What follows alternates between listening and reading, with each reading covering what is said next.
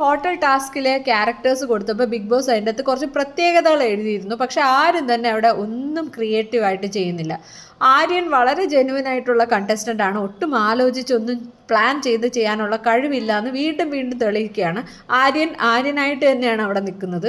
Task ലെറ്ററിൽ പറഞ്ഞിരുന്നത് സ്വത്ത് മോഹിച്ച് ഓണറിൻ്റെ മോളുടെ പുറകെ നടക്കുന്ന ഒരാളായിട്ടാണ്. അവിടെ ആര്യന് ചോദിക്കാവുന്നതാണ്, ഈ ആദിലയുടെ കയ്യിൽ നിന്ന് എങ്ങനെയെങ്കിലുമൊക്കെ ഈ ഹോട്ടൽ അടിച്ചു മാറ്റാം, അല്ലെങ്കിൽ കുറച്ച് സ്വത്ത് തൻ്റെ പേരിലാക്കാനുള്ള രീതിയിലൊക്കെ ഡയലോഗ്സ് ഒക്കെ അടിക്കാം. പക്ഷെ അങ്ങനെ ഒന്നും അവിടെ ചെയ്യുന്നില്ല.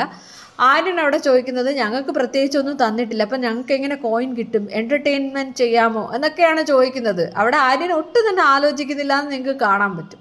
അതേപോലെ അനുമോളുടെ അടുത്ത് പറഞ്ഞിരിക്കുന്നത് ജീവനക്കാരെ പറ്റി പറഞ്ഞു നടക്കുന്ന ഒരു മാനേജറായിട്ടാണ്. അവിടെ അനുമോളെ കാണാനില്ല. അനുമോൾക്ക് അവിടെ ആക്ടിങ് സ്കിൽസ് എടുക്കായിരുന്നു, പരദൂഷണം പറയുന്നതായിട്ട് ആക്ട് ചെയ്യായിരുന്നു. ജനറൽ മാനേജറിൻ്റെ കാര്യം വേറെ ഏതെങ്കിലും സ്റ്റാഫിനെ ചേർത്ത് പറയാം.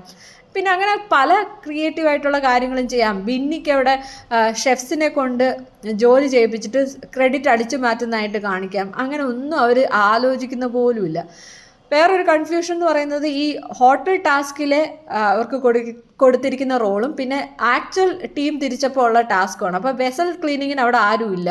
വീണ്ടും അത് അനീഷിൻ്റെയും ഈ ഷാനവാസിൻ്റെയും തലയിലാണ് വരുന്നത്. അവർ അവിടുത്തെ ഇങ്ങനെ പല മെസ്സും ക്ലീൻ ചെയ്തിട്ട് വീണ്ടും വെസൽ ക്ലീനിങ്ങിനും വരണം. അപ്പോൾ അവിടെ ഒരു കശവിശ നടക്കുന്നത് കേട്ടു.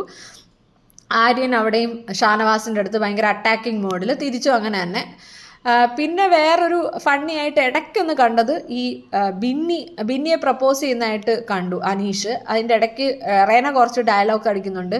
റേന വന്ന് വൈഫാണെന്ന് പറയുമ്പോൾ ബിന്നി ചോദിക്കുന്നത് ഇത് നിങ്ങളുടെ മോളാണോ എന്ന് ചോദിക്കുന്നുണ്ട്. അത് നല്ല രസമുണ്ടായിരുന്നു.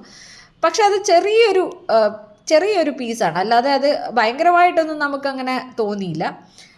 പിന്നെന്താണ്, അനീഷും ഷാനവാസും അങ്ങോട്ടും ഇങ്ങോട്ടും ക്യാരക്ടർ പിടിച്ചിട്ട് നമ്മൾ റേസ് ആവരുത്, നമ്മളെ പ്രൊവോക്ക് ചെയ്യാൻ വേണ്ടി ചെയ്യുന്നതാണെന്നൊക്കെ പറയുന്നു.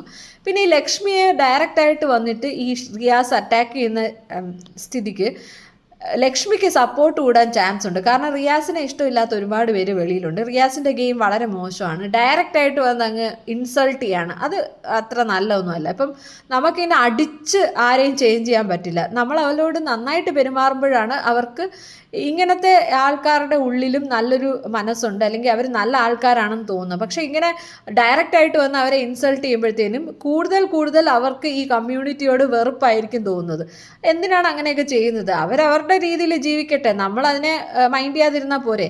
അപ്പോൾ ലക്ഷ്മി പക്ഷേ അവിടെ വളരെ കൺട്രോൾഡ് ആയിട്ട് പെരുമാറി. അത് അപ്രീഷിയേറ്റ് ചെയ്യേണ്ട ഒരു കാര്യമാണ്. കൗണ്ടർ കൊടുത്തു, പക്ഷേ വളരെ കാമായിട്ട് കൊടുത്തു.